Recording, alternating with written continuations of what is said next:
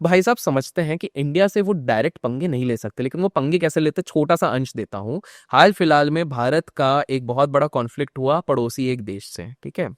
Trump भाई साहब आके स्टेटमेंट देते हैं कि मैंने दोनों को सुलझा दिया है।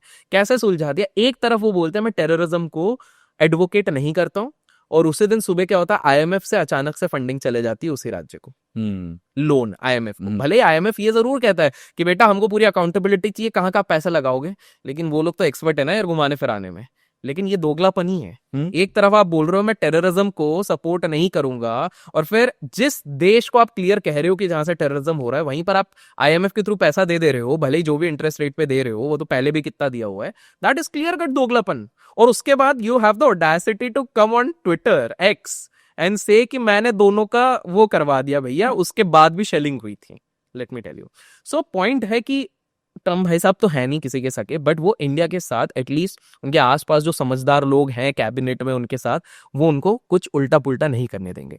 बट हमारे इधर इलेक्ट्रॉनिक्स, ऑटोमोबाइल और IT, these are definitely getting affected.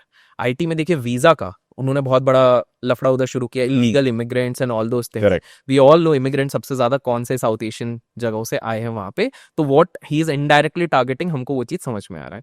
दूसरी चीज है कहीं ना कहीं उनको दिख भी रहा है ना कि top lead of the 13 most powerful companies at this point of time वो इंडियंस लेके चल रहे हैं। हम बात किस कर रहे हैं? सुंदर पिचाई की बात करते हैं, हम सत्या नडेला की बात करते हैं, हम इन सारे लोगों की बात कर रहे हैं ना। तो कहीं ना कहीं उनको पता है कि भाई ये और ये चाइना वाले, ये दोनों आते हैं बिकॉज ही नोज।